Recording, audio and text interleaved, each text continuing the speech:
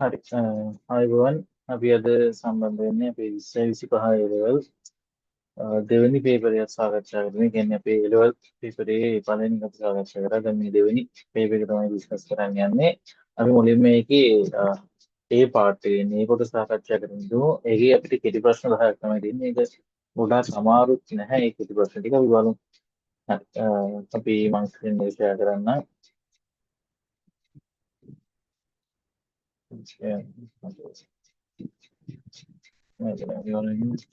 මේක එතකොට මේ විදිහට අපිට ඒක විස්තර තියෙනවා. අපිට අපි දන්නවා දැන් මේකෙදි අපිට ප්‍රශ්න ඉන්නේ කිසි ප්‍රශ්න අපිට න්‍යාස සහ නිශ්චය වලින් කොටස් ප්‍රශ්න දෙකක් වෙනවා. ඊට පස්සේ සම්භාවිතා පාඩම ඉන්නවා, සංඛ්‍යානේ පාඩම ඉන්නවා, සම්භාවිතා ව්‍යාප්ති පාඩම ඉන්නවා. ඔන්න ඔය පාඩම් ටිකෙන් තමයි අපිට ප්‍රධාන වශයෙන් මේ කිසි ප්‍රශ්න අහන්න. අපිට මුලින්ම තියෙනවා මෙන්න මේ අපේ අ, මෙන්න මේ නිශ්චායක පාඩමින් ප්‍රශ්නයක් තියෙනවා. නිශ්චායක කොටසෙන් හරි. අපි එන ඒ බලමු මේක අපිට මොකක්ද කියන්නේ. ඒක අපිට කියනවා මෙන්න මෙහෙම නිශ්චයයක් තියෙනවා. ඒක x වාරයක් x ඍණ y වාරයක් y ඍණ z වාරයක් z ඍණ x බව පෙන්වන්න කියලා කියනවා. එහෙනම් අපි බලමු මේ කොහොමද මේ බව පෙන්වන්නේ කියලා. අපිට මේ විදිහට ගන්න පුළුවන්. කොහොමද මේ බලන්න. දැන් අපිට තියෙන්නේ x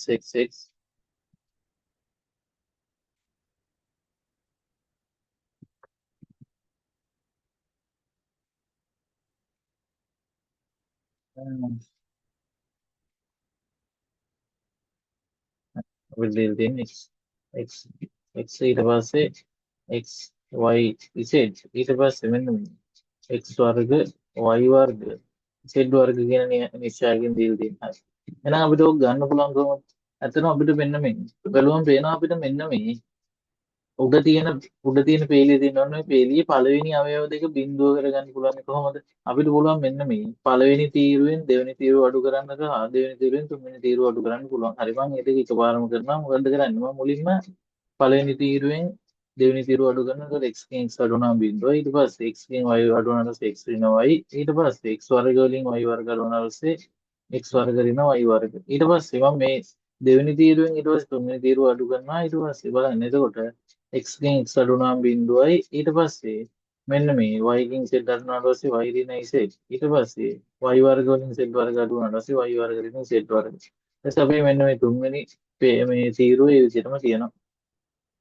මෙන්න අපි මේ මොකද්ද කරේ මෙන්න මේ පළවෙනි පේජය අලුතෙන් හදුවා කොහොමද පළවෙනි පේජියට මෙන්න මේ දෙවෙනි එකෙන් පළවෙනි පේජයෙන් දෙවෙනි පේජිය අඩු sorry පළවෙනි තීරුව අලුතෙන් හදුවා මෙන්න මේ පළවෙනි තීරුවෙන් දෙවෙනි තීරුව අඩු කළා ඊට පස්සේ දෙවෙනි තීරුව හදුවා අපිට කොහොමද මෙන්න මේ දෙවෙනි තීරුවෙන් තුන්වෙනි දෙවෙනි තීරුවෙන් මෙන්න මේ තුන්වෙනි තීරුව අඩු කරලා හරි දැන් එහෙනම් බලන්න අපිට මෙන්න මේ පළවෙනි තීරුව ගත්තට පස්සේ ඒකට x ඍණ y එකක් පොදුයි දෙවෙනි තීරුව ගත්තට පස්සේ ඒකට y ඍණ z එකක් පොදුයි එහෙනම් ඒ දෙක අපිට එළියට ගන්න පුළුවන් සාධක විදිහට බලන්න මෙහෙම ගන්නවා x ඍණ y වාරයක් මම ඒක දෙකම එකපාර ගන්නවා ඊට පස්සේ y ඍණ z මේකෙදි මෙන්න මේ බිඳුවෙන් කොහොමද මොකක් ගත්තත් බිඳුවමයි y ඍණ z ගෙන් y මේ x ඍණ y ගෙන් x ඍණ y එකක් ගත්තම එකක් විතර ඊට පස්සේ x වර්ග ඍණ y වර්ග. ඒ කියන්නේ මොකද වෙන්නේ x වර්ග ඍණ y වර්ග කියලා කියන්නේ මොකද සමානයි.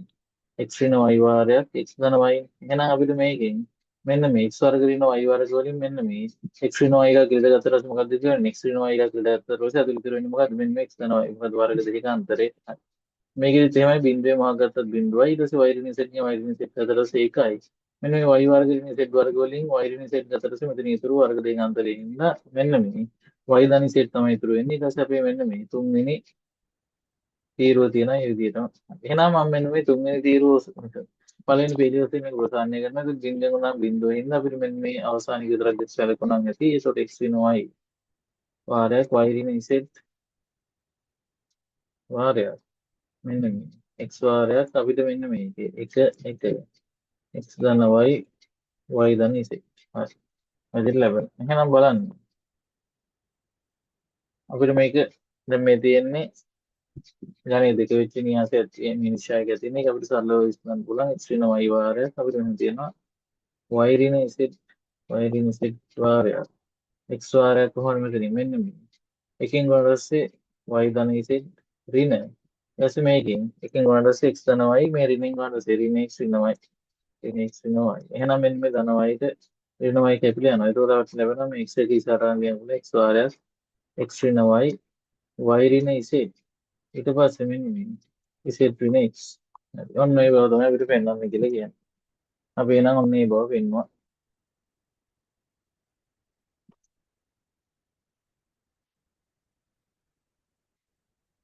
ඊට පස්සේ අපිට ඊළඟ ගන්න තියෙනවා මෙන්න මේ න්‍යාස පාඩම.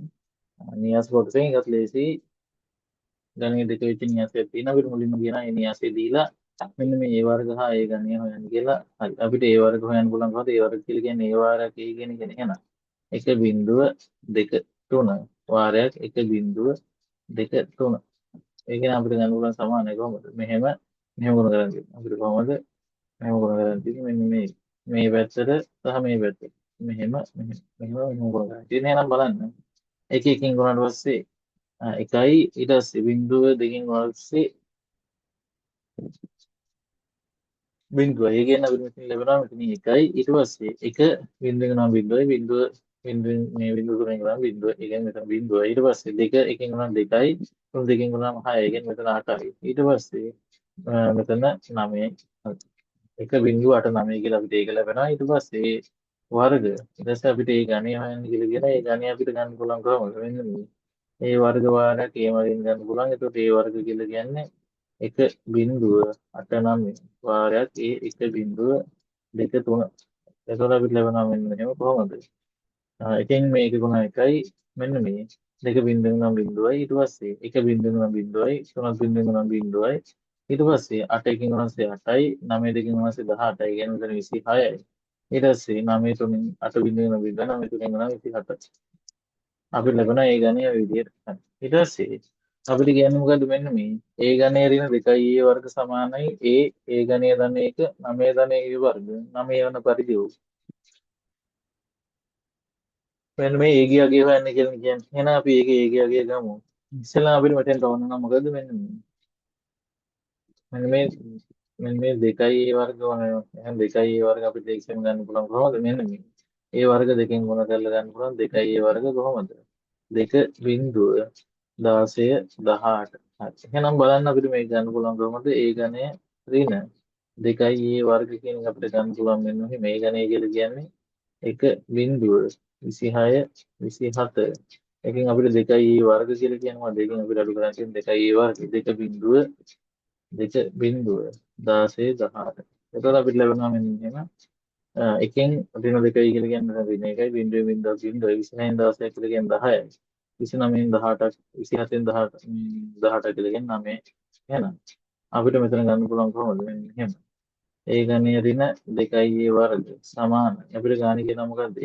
ඒ ගණයේ ධන 1 ඊට පස්සේ 9 ධන ඒ වර්ග ඊට පස්සේ 9 බැවින් අපිට එහෙනම් මේ දෙක සමාන කරන්න පුළුවන් කොහොමද? මෙන්න මේ. ඍණ 1.10 9 සමානයි. ඒ ගණයේ ධන 1 ඊට පස්සේ ඒ ධන 9 ධන ඒ වර්ග අපිට උතන් තියෙන්නේ 9 ධන ඒ වර්ග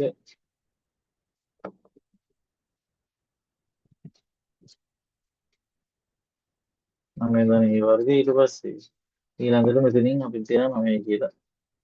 9 නෙමෙයි ඒ කියලා 9 කියලා. එහෙනම් දැන් මේකේ දෙපැත්තේ අනුරූපතාවය සමාන කරන්න පුළුවන්. අනුරූපතාවය සමාන කරලා අපිට ලැබෙනවා මොකද? මෙන්න මේ අනුරූපතාවය සමාන කරලා අපිට ලැබෙනවා මොකද? ඒ සමාන ඍණ 1යි කියලා. මොකද මෙන්න මෙතන තියෙන අගයයි මෙතන තියෙන එක සමානයි. ඒකට ඒ සමාන ඍණ 1 කියලා අපිට කියන්න පුළුවන්. ඔක අනුරූපතාවය සමාන කරලා.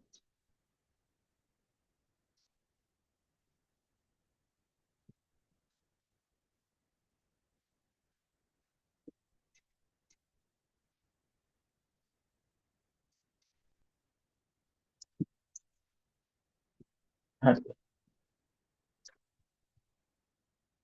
ඊට පස්සේ අපිට යන්න අපේ තුන්වෙනි ප්‍රශ්නෙට ඒක අපිට කියනවා මෙන්න මෙම ආරෝහණ පිළිවෙල සකසන ලද නිරීක්ෂණ පහක මධ්‍යස්ථය හා මධ්‍යයන්හි පිළිවෙලින් 18 හා 20 වේ කියලා කියනවා. මෙම නිරීක්ෂණවල අන්තර් චතුර්ථක පරාසය 29 නම් පළමු හා තුන්වන චතුර්ථක සොයන්න කියලා කියනවා.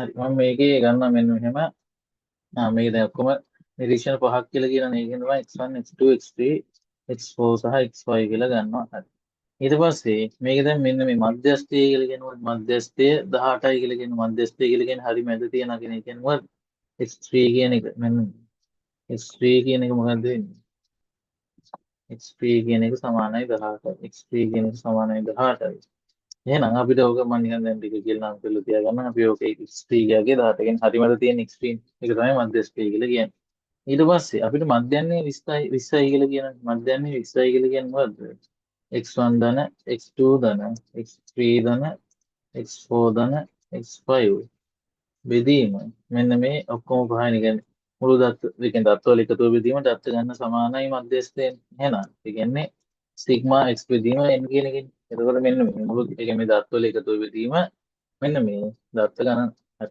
ඒක අපිට 20යි ඒක අපිට ගන්න පුළුවන් කොහොමද ඒක අපිට ගන්න පුළුවන් දෙවෙනි එක කියලා ගන්න පුළුවන් ඊට පස්සේ අන්තර් චතුර්ථක පරාසය දැන් මොකද්ද අන්තර් චතුර්ථක පරාසය කියලා කියන්නේ ඇත්තටම මේකේ අන්තර් චතුර්ථක කියන්නේ චතුර්ථක තියෙන්නේ කොහෙද චතුර්ථක තියෙන්නේ. දැන් මෙන්න මේක නම් මධ්‍යස්ථය. එතන චතුර්ථක තියෙනවා. මෙතන තියෙනවා මොකද්ද? පළවෙනි චතුර්ථකය. මෙතන තියෙනවා මොකද්ද? තුන්වෙනි චතුර්ථකය නේ. හරි. එතකොට එහෙනම් අපි කොහොමද ඔගේ චතුර්ථක ඇත්තටම ලියන්නේ? ඔන්න ඔය. අපිට අන්තර චතුර්ථක පරාසයෙන් තුන්වෙනි චතුර්ථකය ගන්න කොහොමද? මෙන්න මේ x ගේ 4 x ගේ 5 එකතු කරලා එක දෙකෙන් බෙදලා ගන්න. අපිට එනම් එහෙම ගන්න පුළුවන් කොහොමද? බලන්න. x ගේ 4 ධන x ගේ 5 බෙදීම 2 ඊට පස්සේ ඒක තමයි අපේ තුන්වෙනි චතුර්ථකයේ ඊට පස්සේ ඒකෙන් අපිට අඩු කරන්න පුළුවන් කොහොමද මෙන්න මේ පළමු චතුර්ථකයෙන් මොකද x1 ධන x2 බෙදීම 2 සමානයි මොකද ඒක අපිට කියන අන්තර් චතුර්ථක පරාසය කීයද 29යි කියලා කියනවා 29යි කියලා කියන එක මම තුන්වෙනි විදිහට ගන්නවා එහෙනම් බලන්න මෙන්න මේ අපිට එකිනෙක දෙකෙනෙක අපිට ගන්න පුළුවන් මෙන්න මෙහෙම ඒ කියන්නේ අපිට එකකින් ආදේශ ගන්න පුළුවන් දෙකට මෙන්න මේ x3 වෙනුවට ඒ කියන්නේ x ගේ 3 වෙනුවට x3 වෙනුවට 18 දාන්න පුළුවන් හරියට බලන්න එක හා දෙක මගින් වෙනවා ගන්නවා මෙන්න මෙහෙම මෙන්න මේ x1 ධන x2 ධන x3 කියලා කියන 18 දානවා ධන x4 18 ධන x4 ධන x5 ඊට පස්සේ මම මෙතන බෙදීම් පහකින් මේ බෙදලා ගුණ කිරීම පහක් වෙනවා 20 වාරයක් පහ ඊට පස්සේ මම මේ 18 මේ බෙදලා ඍණ 18ක් වෙනවා ඒකට x1 ධන x2 ධන x4 ධන x5 සමානයි 20.100යි 118 අඩුනම් කීයද 82යි කියලා ලැබෙනවා. එහෙනම් අපිට දැන් මෙන්න මේකේ අපි තුන්වෙනි එකයි අපිට දැන් මෙන්න මේ ලැබෙන එකයි සුළු කරගන්න ඕනේ. හින්දා මම මෙන්න මේ ටික මොකද මේක දෙකෙන් බෙදනවා. ඔක්කොම ටික දෙකෙන් බෙදන්නම්. ඒකට බලන්න. ඔක්කොම ටික දෙකෙන් බෙදන්නම්. බලන්න. එතකොට x1 ධන x2 බෙදීම 2 ධන අර මම මේ පද ටික වෙන වෙනම ගන්නවා. ඒ කියන්නේ අපිට අර චතුර්ථක හොයන්න ඕන පද. අපිට මේ ටික ඔක්කොම එකට දෙකෙන් බෙදුවත් එකයි කොටස් දෙක දෙක දෙකෙන් බෙදුවත් අපිට අර පොදු හරය ගත්තට දෙකමනේ කොහොමද තියෙන්නේ. ඊට පස්සේ 82 දෙකෙන් බෙදුවම කීයද? 41. හරි 82 දෙකෙන් බෙදුවම 41. එහෙනම් මම මේක ගන්නවා 4 වෙනි සමීකරණයේ විදිහට. හරි. දැන් එහෙනම් මෙන්න මේ තුන්වෙනි සමීකරණය 4 වෙනි සමීකරණය මම එකට එකතු කරනවා. බලන්න.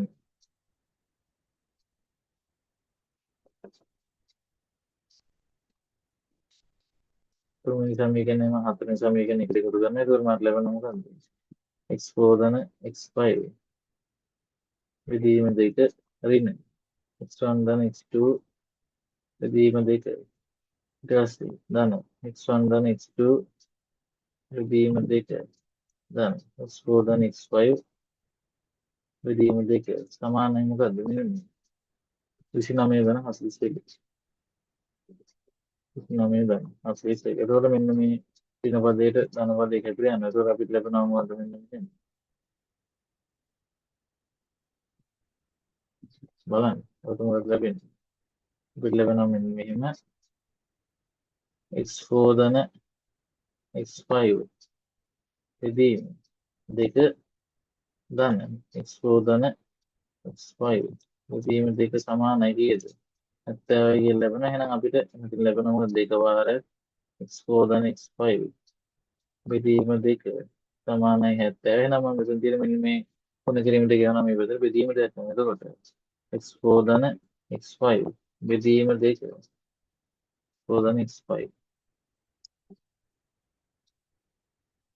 x5 බෙදීම දෙක සමානයි මෙන්න මේ ප්‍රතිබ්බ ගුණ කිරීම දෙක මම එතකොට 72කින් බෙදුනම 35 හරි මේ තියෙන්නේ මොකද්ද මෙන්න මේ අපි දන්න x4 දන x5 ඒ කියන්නේ මෙන්න මේ තියෙන්නේ මොකද්ද මේ තියෙන්නේ x4 දන x5 බෙදීම දෙක ඒ කියන්නේ මොකද්ද මෙන්න මේ q3 කියන එක හරි q3 කියන එක අපි හොයාගත්ත කියේ 35 එතකොට මේ q1 කියලා කියන්නේ මොකද්ද q1 කියලා කියන්නේ x1 දන x2 බෙදීම දෙක එතකොට අපිට ලැබෙනවා මොකද්ද මෙන්න මෙහෙම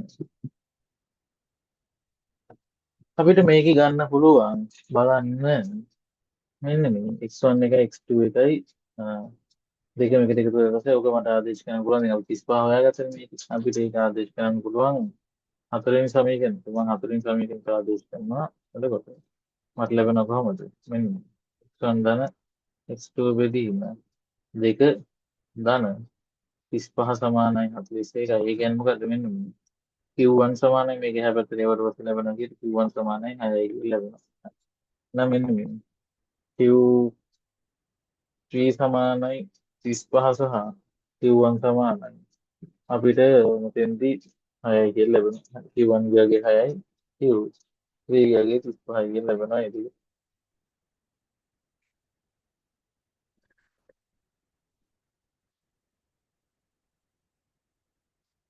අර මේ වගේ ගණන් දීපුවම කලබල වෙන්න එපා දීලා තියෙන දත්ත එක හදාගෙන යන්න. එතකොට අපිට අවසානයේ උත්තරේ ගන්න පුළුවන්. ඒක අපිට සංඛ්‍යා නිපාතයෙන් දෙකේ ඊට පස්සේ හතරවෙනි ගානත් අපිට සංඛ්‍යා නිපාතයෙන් සම්බන්ධ වෙලා තියෙනවා. බලන්නකෝ. මේක අපිට කියන සිසුන් දෙදෙනෙකු නිරීක්ෂණ 10ක දත්ත කුලකයක් වෙන වෙනම විශ්ලේෂණය කළහ කියලා කියනවා. දෙදෙනාම මධ්‍යන්නේ වැරදි ලෙස ගණනය කර. දෙන්නම මධ්‍යන්නේ වැරදි විදිහට ගණනය කරලා තියෙන. පසු විකල්පතාව සඳහා සිග්මා වර්ග සමානයි 1ට n වාරයක් සිග්මා i සමාන 1 සිට n දක්වා xi ඍණ mu වර්ගය සූත්‍රය නිවැරදිව භාවිතා කරගන්න. විචල්තාව සඳහා වැරදි අගයකින් සූත්‍රය හරියට භාවිතා කරලා හැබැයි මධ්‍යන්නේ වැරදි හින්දා විචල්තාව කරදිය ගත්තම වැරදි අගය ලබා ගත්තේ කියලා කියනවා. ඔහු ඔවුන්ගේ ප්‍රතිඵල පහදවගෙන් දැක්වේ කියලා කියන ඒ කියන සිසුවාගේ මධ්‍යන්නේ දෙකයි විචල්තාව 65යි ඊට පස්සේ B කියන සිසුවාගේ මධ්‍යන්නේ 5යි විචල්තාව 50යි කියලා තියෙනවා. එහෙනම් දැන් අපෙන් අහනවා මොකද වෙන්නේ? නිවැරදි මධ්‍යන්නේ සොයන්නේ කියලා කියනවා. හරි. මේ බලමුකෝ දැන් මේකේ ඔක්කොම දත්ත කීයද? නිරීක්ෂණ 10ක දත්ත කුල කියන්නේ ඒ කියනවා දෙන් සමානයි 10යි. එන්ගියගේ 10. එහෙනම් ඒ කියන සිසුව අපි මුලින්ම බලමු. ඒ කියන සිසුව මොකද පාවිච්චි කරලා තියෙන සූත්‍රය මෙන්න මේ සිග්මා වර්ග සමානයි 1ට. n කියලා කියන්නේ 10නේ 1ට 10යි. සිග්මා i සමානයි 1 සිට 10 දක්වා. මෙන්න මේ xi ඍණ mu කියලා කියන්නේ මොකද මධ්‍යන්නේ mu කියලා කියන්නේ මධ්‍යන්නේ 2යි. ඊට ඒකේ වර්ගය සමානයි කීයද? 65යි කියලා ලැබිලා තියෙනවා. එහෙනම් මම මේ විතර තියෙන මෙන්න මේ බෙදීම 10 අපතන යනවා ගුණ කිරීම 10ක් වෙනවා. ඊට පස්සේ බලන්න මට මේක වර්ග කරන්න පුළුවන් සිග්මා i සමාන 1 සිට 10 දක්වා මෙන්න මේ xi වාර xi කිය මෙන්න මේක වර්ග කරලා පස්සේ xi වර්ග ඊට පස්සේ මෙන්න මේ ඍණ 4යි xi ඊට පස්සේ ධන දෙක සමානයි මම මේ පැති බෙදීම 10 මේ පැත්තට යනවා ගුණ කිරීම 10 කරන කියන 650යි 650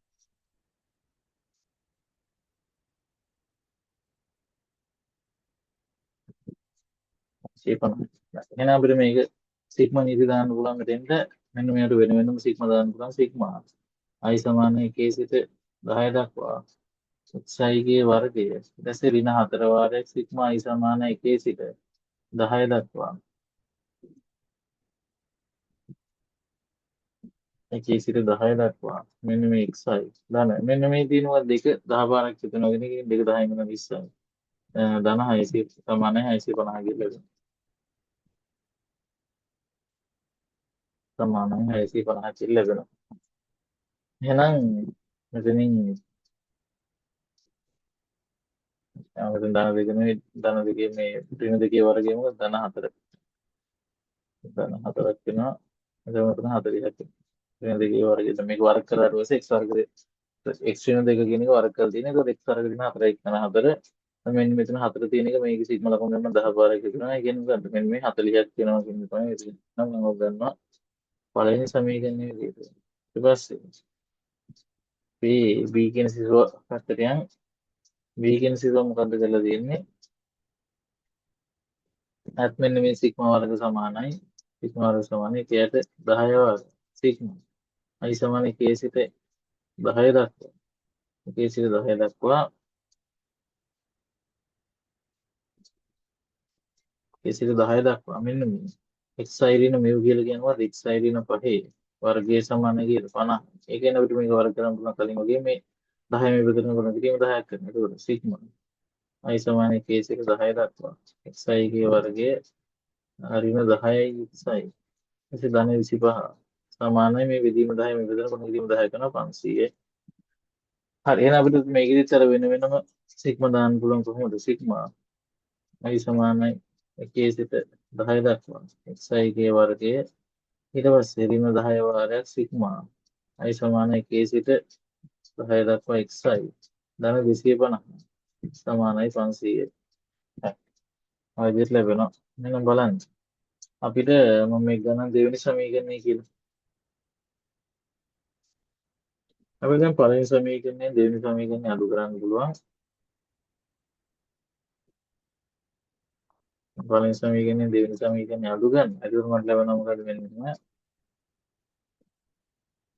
සිග්මා i සමාන 1 සිට 10 දක්වා xi වර්ග ඍණ 4 වාරයක් සිග්මා i සමාන 1 සිට 10 දක්වා මෙන්න මේ xi ධන 40 ධන 40 ඊට පස්සේ ඍණ මේ ටික ඔක්කොම ඍණෙන් ගුණ වෙනවා මොකද දෙවෙනි එක අඩු කරනවා අපි ඍණ.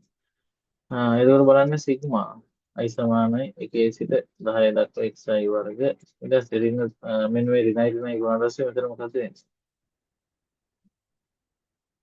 ඍණයි ගුණාට පස්සේ මෙතන ධන වෙනවා ධන 10යි x ඊට පස්සේ ධන 10යි x ඊට පස්සේ ආපහු ඍණ 250 සමාන 500යි. එහෙනම් මෙන්න මේ ධන පදයට මේ ඍණ පදේ කැපිලා යනවා. ඊට පස්සේ ඍණ 4යි මෙතන ධන 10x කියලා කියන මොකද මෙන්න මේ සිග්මා x නේ. ධන 10යි සිග්මා x.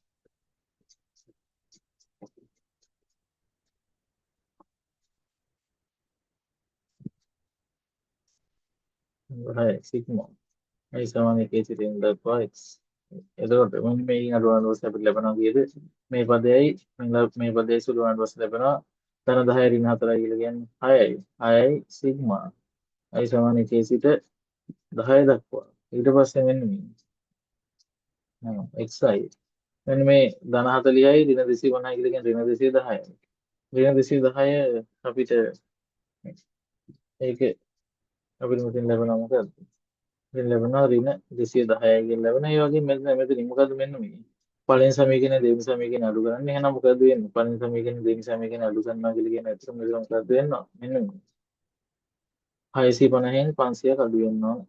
පළවෙනි සමීකරණය දෙවෙනි සමීකරණය අඩු කරනවා 650 500ක් අඩු වෙනවා. මොකද මේක තමයි පළවෙනි සමීකරණය මේක තමයි දෙවෙනි සමීකරණය. ඒ කියන්නේ අපිට මෙතන ලැබෙනවා 150යි කියලා ලැබෙනවා. මම එනවා මේ පැත්තට.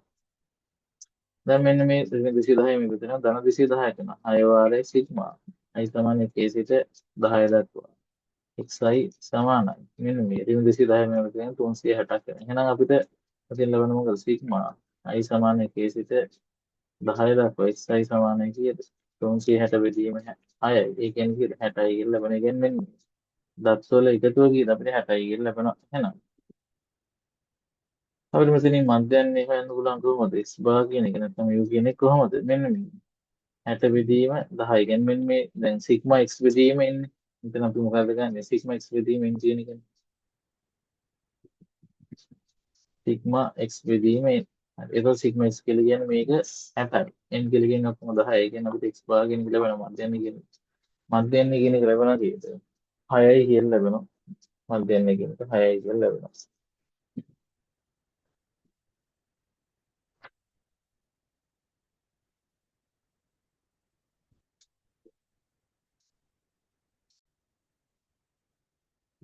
හරි. ඊට පස්සේ අපි බලමු පස්සේ මේක අපිට ඒක කියනවා මෙන්න සිසුවෙකු තම නිවසේ සිට පාසලට ගමන් කිරීමට ගන්නා කාලය මධ්‍යහ්න මිනිත්තු 20ක් හා සම්මතව ගමනේ මිනිත්තු 4ක් වන ප්‍රමිති ව්‍යාප්තියක් අනුගමනය කරයි කියලා කියනවා. සිසුවා පෙරවරු 4 නිවසින් පිටත් වන්නේ නම් ඔහු පෙරවරු 7:20 හා පෙරවරු 7:25 අතර පාසල ළඟා වන සම්බන්ධතාව සොයන්න කියලා කියනවා. සිසුවා පාසල ළඟා වීමට මිනිත්තු 25කට වඩා වැඩියෙන් ගන්නා සම්භාවිතාව සෑහෙන කියලා කියනවා. ලේසි අපිට දැන් මෙතන කියන්නේ අපේ මෙන්න මේ සම්භාවිතා ව්‍යාප්ති. ඒතකොට ඕක අපිට ප්‍රමිති ව්‍යාප්තිය කියලා ගන්න කියනවා. එහෙනම් අපි ඕක ප්‍රමිති ව්‍යාප්තිය කියලා අඳුරගත්ත කියලා අපි මුලින්ම කියන්න ඕන.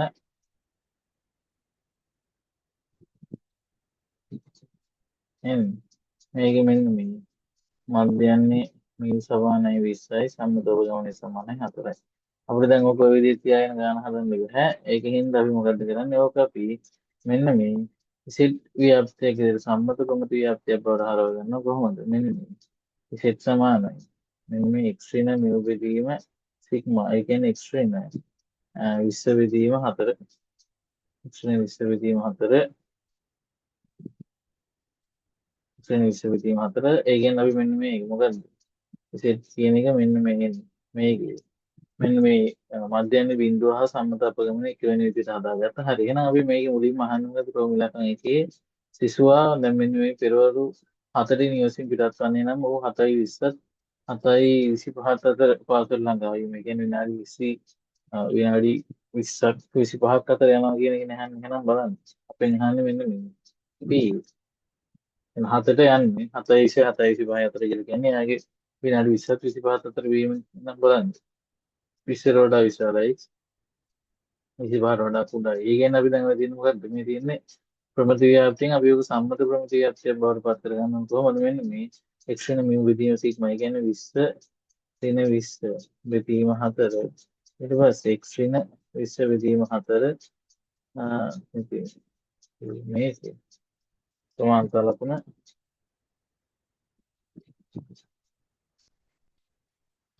ඊට පස්සේ මෙතන මෙන්න මේ 25 ඍණ 20 බෙදීම 4. හරි. ඒ කියන්නේ අපිට උතින් ලැබෙනවා මොකද්ද? 20 ඍණ 20 කියලා කියන්නේ බිඳුව. එහෙනම් p බිඳුවයි x ඍණ 20 බෙදීම 4 කියලා කියන්නේ සෙට්. ඊට පස්සේ 25 ඍණ 20 කියලා කියන්නේ මොකද්ද? මෙන්න මේ 5යි 5 බෙදීම 4 කියලා කියන්නේ 1.2යි 5යි. හරි බලන්න. අපි උතෙන්දී යනකොට එහෙනම් අපිට මේක වක්‍රයක් අඳින්න පුළුවන්. මේක කියන්නේ බිඳුවට වඩා විශාලයි 1.2කට වඩා කුඩායි කියලා. මේ විදිහට වක්‍රය අඳුර මෙතන බිඳුව නම් 1.2 නිසා නම් අපිට මෙන්න මේ කොටස තමයි මෙන්න මේ පාට කරන කොටස තමයි අපෙන් අහන්නේ. එහෙනම් අපිට ඒක ගන්න පුළුවන් කොහොමද? මෙන්න මේ වගු පොත පාවිච්චි කරලා ගන්න පුළුවන්. වගු පොත ඕපන් කරගන්න.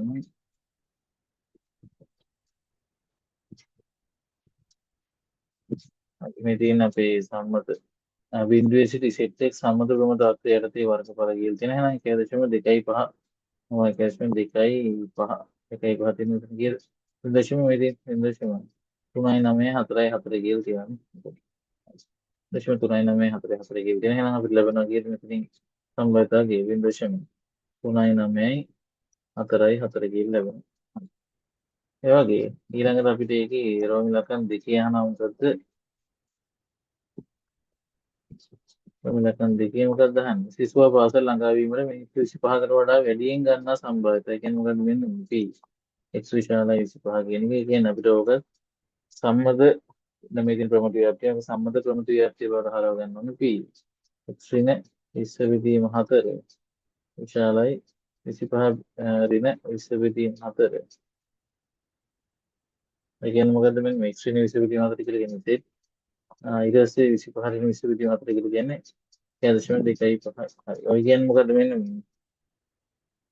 මේකේ අගය 1.2.5 වඩා වැඩි වීමේ සම්භාවිතය අහන්නේ අපි උසන වක්‍රයක් යනකොට කොහොමද එන්නේ?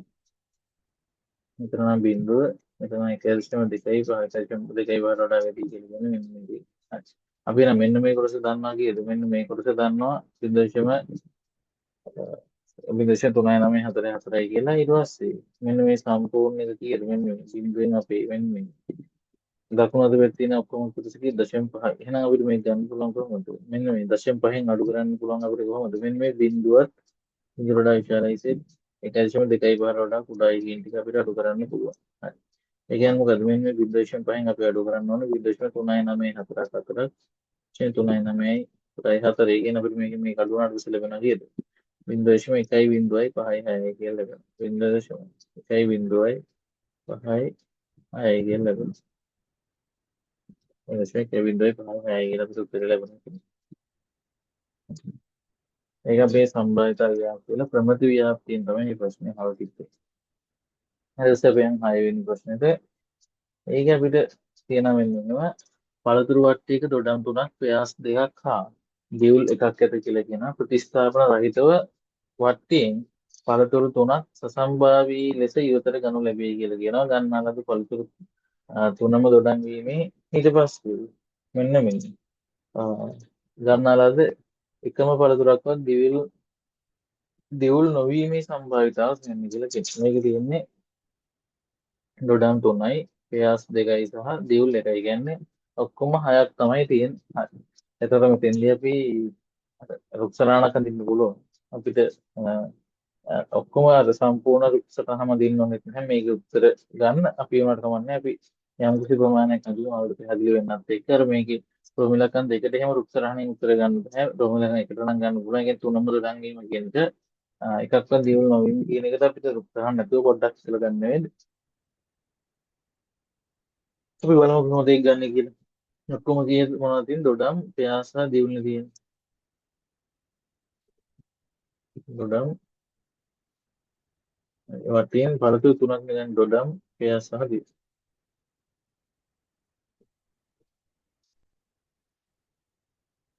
දොඩම්, ප්යාස සහ දියුල්. මම අනිත් ඒවා දින්නේ නැහැ. මේක දොඩම්, ප්යාස සහ දියුල්. ඒ කියන්නේ අපිට මේකේ ලකුණු කරන්න පුළුවන් මෙන්න මෙහෙම. ඔක්කොම තියෙන 6යි. 6න් 3ක් දොඩම්, 6න් 2ක් ප්යාස, 6න් 1ක් දියුල්. ඊට පස්සේ මෙතනින් පළවෙනි එක දොඩම් වුණොත් ඒතකොට ඔක්කොම පහක් ඉතුරු වෙනවා මුදා පොදාන්නේ ප්‍රතිස්ථාපන රහිතව කියලා කියනවා. ඊට පස්සේ එහෙනම් දොඩම් වලින් එකක් ඉතුරු වෙනවා. ඒ දෙකෙන් 5න් 2යි ඊට පස්සේ 5න් 1යි දෙකෙන් හැම තියෙන විදිහ මෙතෙන්ට අදගත් වෙනවා. ඊට පස්සේ එහෙනම් මෙන්න මේක කරුණාට පස්සේ මෙතන කියලා 4න් එකක් බෝඩපත් වෙනවා. හරි එහෙනම් අපෙන් රෝමි ලකයි තියහන් මොකද ගන්නවලද පළතුරු දොඩම් වීම තුනම දොඩම් වීම. එහෙනම් බලන්න මොකද තියෙන්නේ. තුනම දොඩම් වීම කොහොමද වෙන්නේ? ඒක අපිට ගන්න පුළුවන් කොහොමද? මෙන්න මේ 6න් 3 ගුණ කිරීම, 5න් 2 ගුණ කිරීම, 4න් 1. 6න් 3 ගුණ කිරීම, 5න් 2 ගුණ කිරීම, 4න් 1. ඒක මේක පිළිගන්නවා. එතන 2. එතන 1.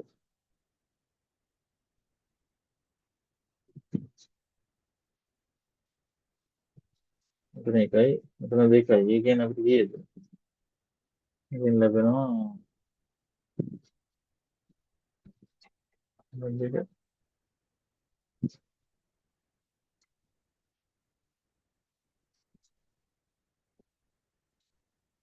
එතන අපි ලියලා තියෙනවා.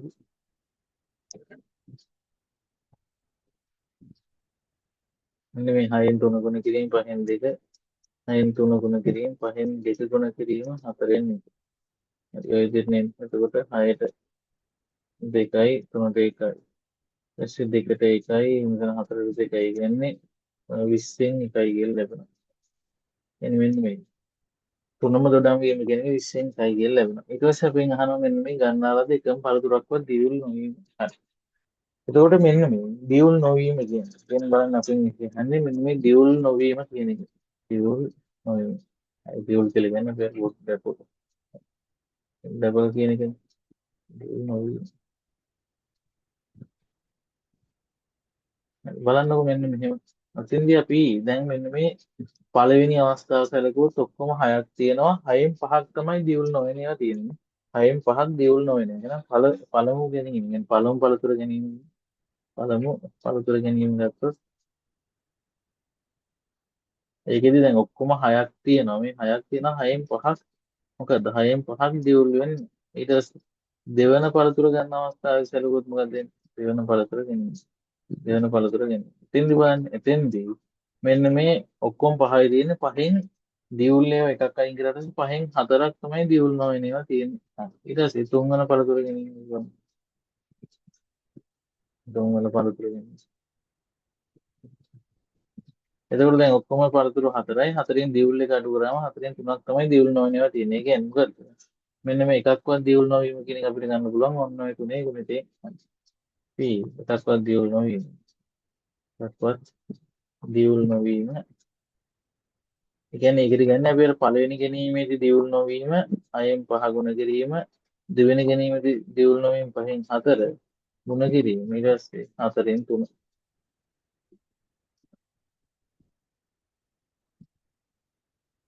ඒ කියන්නේ අපිට මේ 4ට 4 එකතු වෙනවා 5ට භාගය වෙනවා. මෙතන 2යි.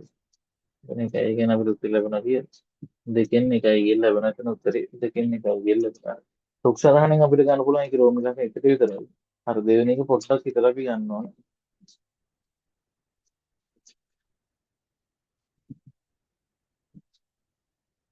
ඊට අපේ හස්තෙනි ගාන අපිට ආපහු සම්භාවිතාවෙන් එනවා. මෙන්න මෙහෙම අපිට කියන එකේ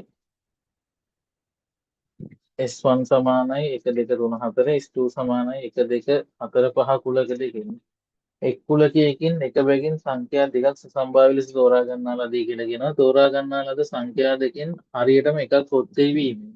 තෝරා ගන්නා ලද සංඛ්‍යා දෙකෙන් දෙකේ එකතුව තුනට වඩා වැඩි වීමේ සම්භාවිතාව සොයන්න කියලා කියනවා. හරි. මම මේක x කියලා ගන්නවා. මෙන්න මේ x යනු S1 කුලකයෙන් තෝරාගත් සංඛ්‍යාව කියලා ගන්නවා. හරි. x කියලා ගන්නවා මොකද මෙන්න S1 x1 into S1 කුලකයෙන් තෝරාගත් සංඛ්‍යාව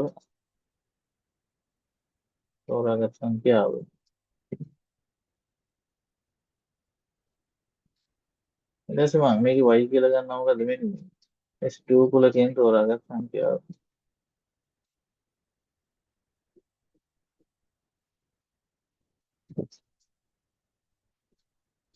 හරි. මේක එහන්නේ මොකද මෙන්න හරියටම එකක් ඔත්තේ වීම අපෙන් අහනවා මෙන්න මේ රෝම ඉලක්කම් එකේ p හරියටම එකක් ඔත්තේ වීම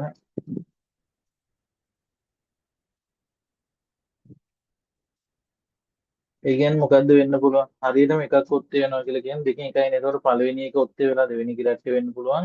ඒ කියන්නේ x ඔත්තේ වෙලා y ඉරට්ටේ වෙන්න පුළුවන්. නැත්නම් y ඉරට්ටේ වෙලා x ඔත්තේ වෙන්න පුළුවන් අවස්ථා ටික තමයි එන. බලන්න අපිට ඔය කියන්න පුළුවන් මොකද මෙන්න මේ x ඔත්තේ වීම වාරයක් මෙන්න මේ p y ඉරට්ටේ වීම ඊට පස්සේ එහෙම නැත්නම් මෙන්න මේ p x ඉරට්ටේ වීම වාරයක් මෙන්න මේ p y ඔත්තේ වීම y ඔත්තේ වීම ඔන්න ඔය අවස්ථා ටිකන වෙන්න පුළුවන්. එහෙනම් මොකද්ද මෙන්න මේ x ඔත්තේ වීම කියලා කියන්නේ x ඔත්තේ වීම කියලා කියන්නේ x කියලා කියන්නේ මෙන්න මේ S1 එකෙන් තෝරගන්නේ. එතකොට ඒකේ ඔත්තේ කියන ඔක්කොම තියෙන හතරක්.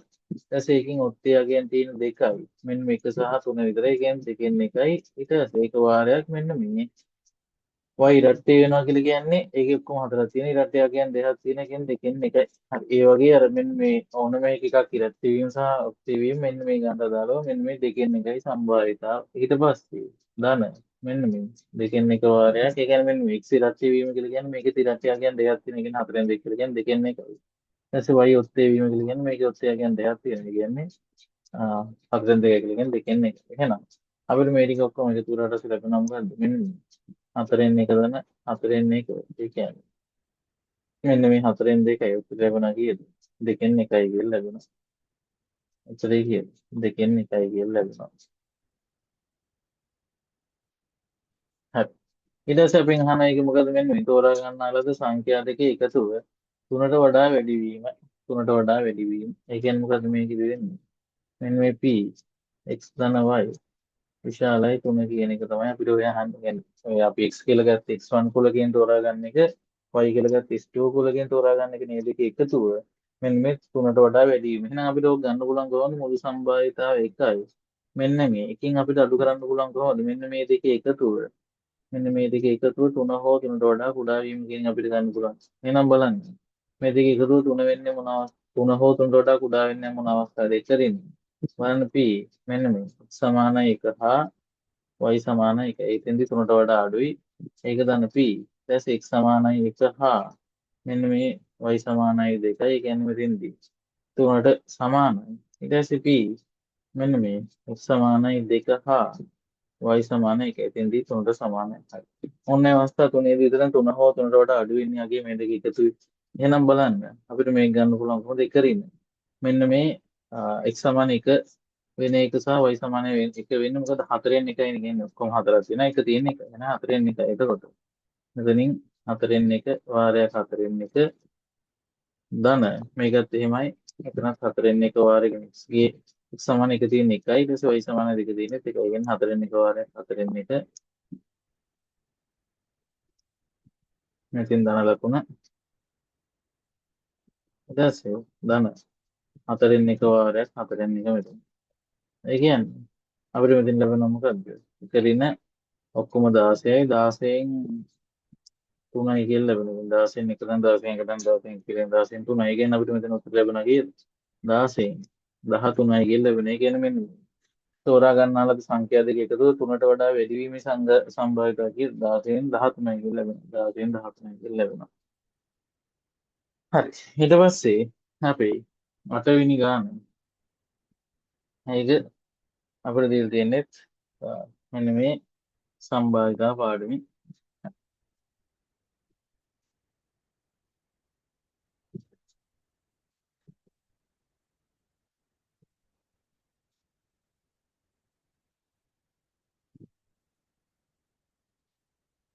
බලන්න ඒක අපිට කියන මෙන්න මෙහෙම a හා b යන pa සමානයි 0.2යි හා pa dash ඡේදනයේ b dash සමානයි 0.4 වන පරිදි වූ S නියැදි අවකාශයක් මත අර්ථයක් වූ අන්‍යෝන්‍ය වශයෙන් බහිස්කාර සිද්ධ දෙයක් යයි ගැනීම pb හා pa dash ඡේදනයේ b සොයන්න කියලා කියනවා. එතකොට මම ඔය අන්‍යෝන්‍ය වශයෙන් බහිස්කාර සමසේ බහුවය ඊට පස්සේ නිරවශේෂ සිද්ධි ඔන්න ඔය වගේ ගැන කතා කරලා තියෙනවා. මොකද මේ අන්‍යෝන්‍ය වශයෙන් බහිස්කාර සිද්ධි කියලා කියන්නේ?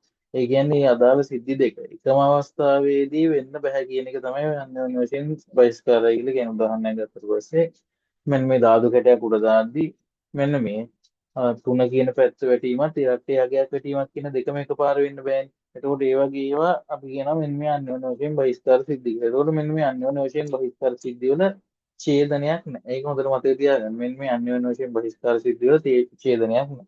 ඊට පස්සේ ඊළඟට ගත්තොත් සමසේ භව්‍ය කියලා කියන්නේ ඕනෑම සිද්ධියක් සිදුවීමේ සම්භාවිතාව එක හා සමානයි. ඒ කියන්නේ සමබර ධාතු කුඩ දැමීම එතකොට ඒ කියන්නේ ඒකේ ඕනෑම පැත්තක් වැටීමේ සම්භාවිතාව 6න් එකයි. ඊට පස්සේ සම්බර කාලසේ කුඩ දැමීම ඒකේ ඕනෑම පැත්තක් වැටීමේ සම්බරයෙන්. කුස වැටීමක් දෙකෙන් එකයි අගේ වැටීමක් දෙකෙන් එකයි. අගයන් සමානයි. ඊට පස්සේ නිර්වශේෂ සිද්ධිය කියලා කියන්නේ අර ඒ අදාළ තියෙන සිද්ධි වලින් මුළු නියැදි අවකාශයම කව වෙනවා. ඒ කියන්නේ ඒ අදාළ සිද්ධි ටික කරනකොට පස්සේ තව සිද්ධි නැහැ. කියන්නේ A මේලේ B කියන එකෙන් මුළු නියැදි අවකාශයම කව වෙනවා නම් A සහ B කියලා කියන්නේ නිර්වශේෂ සිද්ධි කියන අපිට කියනවා. ඔන්න ඔය ටික තමයි අපි කතා කරේ. ඊට අපි ස්වයක්ත සිද්ධි කියලා කතා කරා. ඒ කියන්නේ අර පළවෙනි සිද්ධිය සිදු වෙලා තියෙන එකෙන් දෙවෙනි සිද්ධිය සිදු වීමට කිසිම බලපෑමක් නැහැ කියන එක. එතකොට ඒකෙදි අපිට ස්වයක්ත සිද්ධිය වලදී මෙන්න මේ PA මේලේ B කියන එක ගන්න පුළුවන් කොහොමද PA වාරයක් PB මගින්. හැබැයි ඒක අපිට ගන්න පුළුවන් ස්වයක්ත සිද්ධිය වලට විතරයි ස්වයක්තයි කියලා කියලා තිබ්බොත් විතරයි. දැන් මෙතන අර අපිට කියලා තියෙන අන්‍යෝන්‍ය වශයෙන් බහිෂ්කාරයි කියලා. බහිෂ්කාරයි කියලා කියන එකේ තේරුම තමයි අර මේ දෙකේ ඡේදනයක් නැහැ කියන එක. හරි. එහෙනම් අපි බලමු මේකේ දීලා තියෙන අපිට කියන්නේ මොකද PB හා PA dash ඡේදනයේ B හොයන්න කියලා. එහෙනම් PB හොයන්න වෙන්නේ අපිට මෙන්න මේ දීලා තියෙන PA dash ඡේදනයේ B dash භාවිතා කරලා අපිට හොයන්න වෙන්නේ බලමු. A dash ඡේදනයේ B dash අපි මේ වගේ අතීදී මොකද කරන්නේ මෝගන් නියමය දාන එහෙනම් අපි මෙතන මෝගන් නියමය දාමු P A මේලේ B ගේ සම්පූර්ණ ඩෑෂ් එක. හරි. දැන් අපිට ඕක ගන්න පුළුවන් කොහොමද? එක රින P A මේලේ B කියලා ගන්න පුළුවන් නේ. හරි. එහෙනම් මෙන්න මෙතන මෙන්න මේ P A මේලේ B හොයන්න පුළුවන් කොහොමද? අපි දන්නවා P A මේලේ B හොයන්න. P A මේලේ B මේ P A මේලේ B නේ හොයන්න යන්නේ. ඒතකොට P A මේලේ B අපිට හොයන්න පුළුවන් මෙන්න මෙහෙම කොහොමද? මෙන්න මේ P A ධන PB ඍණ PA ඡේදනයේ B මගින් ගන්න පුළුවන්. හරි. එතකොට දැන් මේකේ තියෙන විශේෂත්වය තමයි මෙන්න මේ ටික. මේක අපි අන්‍යෝන්‍ය වශයෙන් බහිස්කාරකින්ද මෙන්න මේ අන්‍යෝන්‍ය වශයෙන් බහිස්කාරකින්ද මොකද්ද වෙන්නේ මෙන්න මේ P A ඡේදනයේ B කියන එක මෙන්න මේ P A ඡේදනයේ B කියන එක සමාන නම් මොකටද අපි අභිශූන්‍ය කුලකට. ඒ කියන්නේ මේකේ මොකද්ද මෙන්න මේ A ඡේදනයේ B ගගේ කීයද 0යි A ඡේදනයේ B ගගේ 0 අභිශූන්‍ය කුලකයේ කියන එක. හරි. එහෙනම් අපිට මේක වෙනකොට දාන්න වෙන්නේ මොකද්ද බිඳුව කියන එක. හරි. එහෙනම් අපිට මෙතෙන් ලැබෙනවා මොකද්ද මෙන්න මේ P A dash ඡේදනය B dash කියන එක තමයි ඔය හොයන්නේ. හරි. එතකොට ඒක සමානයි කරන A ධන PB කියලා ලැබෙනවා. බලන්න එතකොට අපිට ඕක ලියන්න පුළුවන් මෙන්න මෙහෙම. මෙන්න මේ P A dash ඡේදනයේ B dash සමානයි. A dash එක සමානයි. ඒක ඍණ මේ ඍණින් වලසේ PA ඊට පස්සේ මෙන්න මේක මෙන්න මේක ඍණින් වලසේ ඍණ PB ඊට පස්සේ මෙතන බිඳුව කියන එක බිඳුවට උනත් වෙනසක් වෙන්නේ නැහැ. එහෙනම් අපිට ඕන මෙන්න මේ PB කියන එක නම් මේ PB මේ බෙදෙනවද ඍණ PB මේක ධන PB වෙනවා. එතකොට ඒක ඍණ PA ඊට පස්සේ මේ පැත්තේ තියෙන මෙන්න මේ ඍණ ධන එක මම මේ පැත්තට ගෙන එතකොට ඍණ PA dash ඡේදනයේ B dash වෙනවා. හරි. ඒ කියන්නේ මොකද්ද මෙන්න මේ PA කියලා කියන්නේ 0.2යි එක ඍණ 0.2 ඍණ PA ඡේදනයේ B dash කියන එක අපිට ලැබෙනවා කීයද 0.4යි කියලා ලැබෙනවා. හරි. ඒ කියන්නේ අපිට මෙතන ලැබෙනවා එක ඍණ 0.6 කියලා කියන්නේ කීයද 0.4යි. PB ගියාගේ කීයද 0.4යි. මෙතනදී හරියටම අර මෙන්න මේ අන්‍යෝන්‍ය වශයෙන් බහිස්කාරයි කියන එක අයිඩියා එක වගේ දෙයක් තියෙනවා. ලේසියෙන් මේක හදන්න පුළුවන්. ඊට පස්සේ අපෙන් අහනවා මොකද්ද මෙන්න මේ PB හෙව්වා PA dash ඡේදනයේ B හොයන්න කියලා කියනවා. PA dash ඡේදනයේ B හොයන්න කියලා කියනවා. ලේසි. කොහොමද PA dash ඡේදනයේ B ගන්නෙ? දැන් dash එක නැති එක කියන්නේ PB. ඊට පස්සේ මේ දෙකේම dash එක නැතුව ඡේදනයේ PA ඡේදනයේ B. එතකොට අපි දන්නවා මෙන්න මේ PA ඡේදනයේ B කියලා කියන්නේ බිංදුව එහෙනම්. ඉතින් අපිට උත්තර ලැබෙනවා මොකද්ද? මෙන්න මේ P A dash ඡේදනයේ B සමානයි. PB මේක බිංදුව. ඒ කියන්නේ අපිට ලැබෙනවා මොකද්ද? P A dash ඡේදනයේ B සමානයි PB කියලා කියන්නේ 0.4යි. දෙකටම අදාළ උත්තරය වගේ කීයද? 0.4යි කියලා අපිට ලැබෙනවා.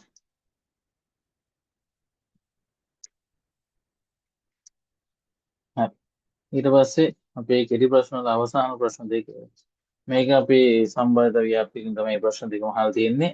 මේක අපෙන් අහලා තියෙනවා මෙන්න මේ විවික්ත සසම්භාව්‍ය විචල්‍ය වලින් ඊළඟ අහලා තියෙනවා සාන්තික සසම්භාව්‍ය විචල්‍ය වලින්. හරි බලමු. අපිට මේක කියනවා මෙන්න මේ x විවික්ත සම්භාව්‍ය විචල්‍යයක සම්භාවිතා ස්කන්ධ හිතේ පහත P යට කියලා කියනවා. හරි. ඊට පස්සේ මේ කියන px විශාලයි දෙක සමානයි 4 වාරයක් p x කුඩායි හෝ සමානයි දෙක නම් a හා b හි අගයන් සොයන්න කියලා කියනවා. a හා b හි මෙම අගයන් සහිතව x හි මධ්‍යන්නේ සොයන්න කියලා කියනවා. ඒ කියන්නේ ex සොයන්න කියලා කියනවා. හරි. එහෙනම් අපි දන්නවා මෙතෙන්ද මොකද සිග්මා i සමාන 1 සිට n දක්වා x සමාන xi කියකේ දෙය කියන්නේ මොකද්ද මෙන්න මේ සම්පූර්ණ මෙන්න මේ උපරිම අගය කීයද? මේ උපරිම අගය කීයද? මෙන්න මේ උපගේ මගේ එකතුව සමානයි. ඔක්කොම එකතුව සමානයි කියලා. එකයි. එහෙනම් අපිට ඕක ලියන්න පුළුවන් කොහොමද? ලේසියෙන්ම මෙන්න මේ 0.1 ධන A ධන B ධන 0.3 සමානයි 1යි. ඒ කියන්නේ මේ 0.1 0.3 හැබැයි ගියාට පස්සේ A ධන B සමානයි කීයද? 0.6යි කියලා ලැබෙනවා. හරි. මම ඕක ගන්නවා පළවෙනි සමීකරණය කියලා. ඊට පස්සේ අපිට මේ කියන මෙන්න මේ මොකද P x විශාලයි දෙක සමානයි 4 වාරයක් px කුඩායි දෙක කියලා. එහෙනම් අපි මේ px විශාලයි දෙක කියන එක x විශාලයි දෙක කියලා කියන්නේ දෙකට වඩා වැඩි වුණා තියෙන px සමානයි 3 px සමානයි 3 ධන px සමානයි 4 නේ තියෙන්නේ px සමානයි 3 px සමානයි 4. හරි එහෙනම් px සමානයි 3 කියලා කියන්නේ මොකද්ද? px සමානයි 3 කියලා කියන්නේ b දශම 3 දශම 3. ඒ කියන්නේ මෙන්න px විශාලයි දෙක කියන එකට දාලා අපිට ඒක ලැබෙනවා. ඊට පස්සේ px කුඩායි හෝ සමානයි දෙක කියලා කියන්නේ px කුඩායි හෝ සමානයි දෙක කියලා කියන්නේ දෙක වඩා කුඩා හෝ මේ සමාන වෙනවා. ඒතකොට දෙකට වඩා කුඩා හෝ සමාන වෙනවා තියෙන්නේ px සමාන 1 දාන්න. px සමානයි 2 කියන ටික නේද? ඉතින් ලැබෙන අපිට මොකද 0.1 ධන a කියලා ලැබෙනවා. එතකොට අපිට මේ 4 වාරයක් p 4 වාරයක් p x කුඩායි හෝ සමානයි 2 කියලා කියන්නේ මෙයාගේ අපිට 4ෙන් ගුණ වෙනවා කියලා කියන්නේ 0.4 ධන 4යි a. හරි. එහෙනම් අපිට මේක මෙහෙම ගන්න පුළුවන් කොහොමද? අපිට මෙහෙම කියනවා මොකද්ද?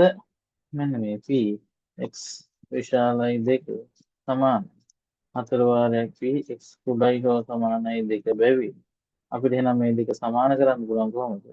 මෙන්න මේ b ධන 0.3 සමානයි 0.4 ධන 4යි a. එහෙනම් 4යි මේ මෙතන ඍණ 4යි එනම් b ඍණ 4යි සමානයි 0.4 ඍණ 0.3 කියලා කියන්නේ 0.1. ඔක මම ගන්නවා දෙවෙනි සමීකරණය විදිහට. දැන් එහෙනම් අපිට මේ සමීකරණ දෙක සමගාමීව තුනන්න පුළුවන්. මම පළවෙනි සමීකරණය දෙවෙනි සමීකරණය අඩු කරනවා. එතකොට මට ලැබෙනවා මොකද්ද? මෙන්න මේ a ධන b ඍණ b ධන 4යි a සමාන 0.6 ඍණ 0.1. ඒ කියන්නේ ධන b ඍණ b කැපිලා යනවා. 5යි a සමානයි 0.5යි. ඒ කියන්නේ a සමානයි කීයද? a සමානයි 0.1. ඒ සමානයි දශම එකයි. ඕක එකට ආදේශ කරලා සැවිල්ල වෙන මොකක්ද? දශම එක ධන b සමානයි දශම 6යි. ඒ කියන්නේ b සමානයි කියන්නේ b සමානයි දශම 5යි කියලා ලැබෙනවා. ඒ සමානයි දශම එකයි. මේක දශම එකයි මේක දශම 5යි කියලා ලැබෙනවා. ඊට පස්සේ අපිට අපෙන් අහනවා ලේසි එකක් මොකද්ද මෙන්න මේ. EX හොයන්න කියලා කියනවා බලමු. ලේසි. කොහොමද ගන්නේ අපි? EX සමානයි මෙන්න මේ සිග්මා. සිග්මා i සමාන 1 සිට n දක්වා මෙන්න මේ xi වාරයක් මෙන්න මේ p x සමානයි xi.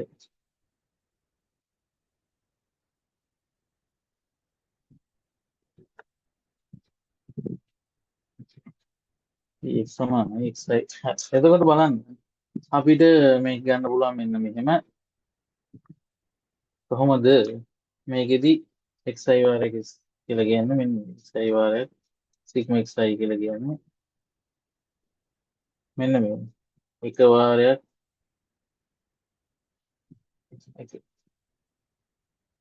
හරියට ලියමු.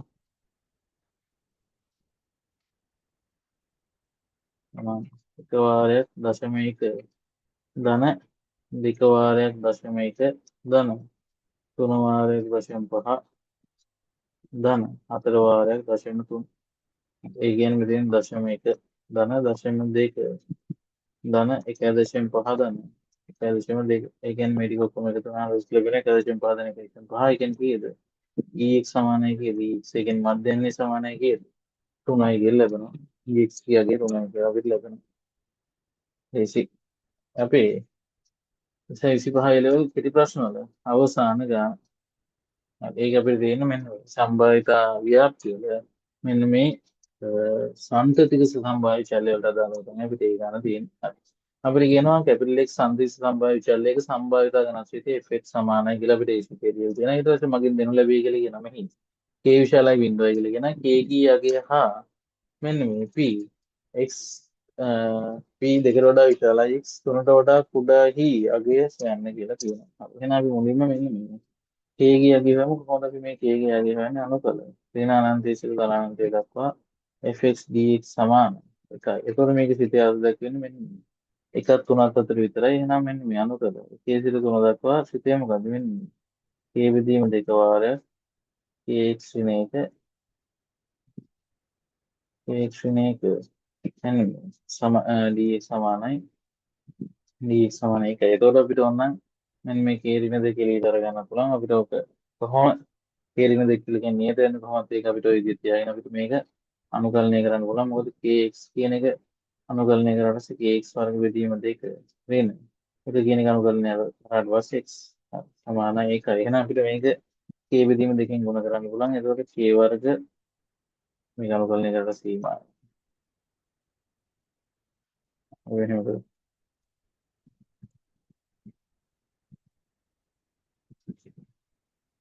අපි මේසම ගුණ කරලා ඉඳන් අනුකල k සිට 3 දක්වා මෙන්න මේක k ගෙන් k බෙදීම 2කින් අදහසේ මෙන්න මේ k වර්ග x වර්ග බෙදීම 2 ඍණ k බෙදීම 2.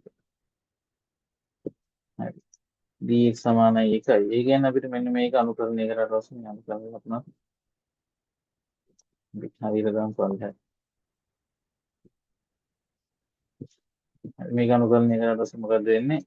මෙන්න මේ x වර්ග වෙන්නේ නැහැ නේ මේක පුළුවන්. කියලා. මේක අනුකරණය වුණාට පස්සේ මොකද වෙන්නේ? මෙන්න මේ k වර්ග වාරයක් x වර්ග බෙදීම 4 ඍණ මෙන්න මේ k බෙදීම 2 වාරයක් x කියලා ලැබෙන සීමාව කොහොමද? සීමාව මෙන්න මේ k සිට 3 දක්වා සමානයි 1. එහෙනම් අපි මුලින්ම ඉහළ සීමා දාමු. එතකොට k වර්ග වාරයක් 3 වර්ග බෙදීම 4 ඍණ k වාරයක් 3 බෙදීම 2. හරි අපි ඔය ඉහළ සීමාව දැම්ම. ඉහළ සීමාව පහළ සීමාව k වර්ග වාරයක් 1 වර්ග බෙදීම 2 ඍණ k වාරයක් 1 බෙදීම 2 සමානයි 1යි. හරි එතකොට අපිට මෙතන ලැබෙන කොහොමද? මෙන්න මෙහෙම බලන්න 9යි k වර්ග බෙදීම 4 ඍණ මෙන්න මේ 3යි k බෙදීම 2 ඊට පස්සේ ඍණ k වර්ග බෙදීම එතන හතරෙන් තුන් දෙකෙනෙ හතර.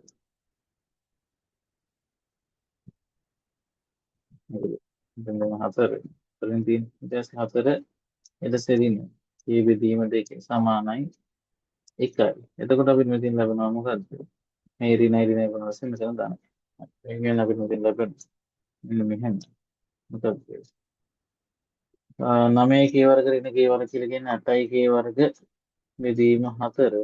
ඊට පස්සේ මෙන්න මේ ඍණ 2යි කේ බෙදීම 2 සමානයි 1. ඒ කියන්නේ අපිට උතින් ලැබෙනවා මොකද්ද? මේ එක මේ පැත්තට ගන්න පුළුවන් සහ 4ට 1යි 8ට 2යි. ඉතින් දෙකට දෙක පිළියම්. ඒ කියන්නේ 2යි කේ වර්ග ඍණ කේ මම මෙන්න මේකත් මේ පැත්තට ඍණ 1 සමානයි බිඳුවයි. අපිට මේක සාධක වලට වෙන් කරන්න පුළුවන් කොහොමද? අපිට ඕක ගන්න පුළුවන් කොහොමද? මෙන්න මේ 2යි කේ දන එක ඊට පස්සේ මෙතනින් කේ ඍණ 1 සමානයි බිඳුවයි. මේ දෙක වෙන වෙනම බිඳුවට සමාන කරලා ලැබෙනවා අපිට.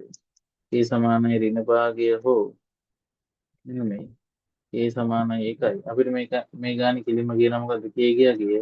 මෙන්න මේ බිඳුවට වඩා විශාලයි කියලා කියනවා. ඒ කියන්නේ මොකද්ද? අපිට කිලිම මෙතන k ගියා කියන්න පුළුවන් මොකද්ද? මෙන්න මෙහෙම. k විශාලයි බිඳුව වෙවි. k විශාලයි බිඳුව වෙවි. k සමානයි මොකද්ද? k සමානයි 1යි කියලා ගන්න පුළුවන්. එහෙනම් kට එක කියන අගේ ආදේශ කරලා අපිට ඔන්න මේක ලියා ගන්න පුළුවන් මේ fx කියන්නේ කොහොමද? kට එක කියන එක ආදේශ කරලා එක බෙදීම දෙක වාරයක් මෙන්න මේ x ඍණ 1 හරි. මොනවද සඳහාද මෙන්න මේකට වඩා විශාලයි. මොකට වඩා කුඩා බිඳුව අනෙක් පිට. හරි. අපෙන් මේ ගහන ඊට පස්සේ මෙන්න මේ p දෙකට වඩා විශාලයි x තුනට වඩා කුඩායි කියන එක හොයන්න කියලා කියන එක. කියන්නේ මොකද අනුකල්පය.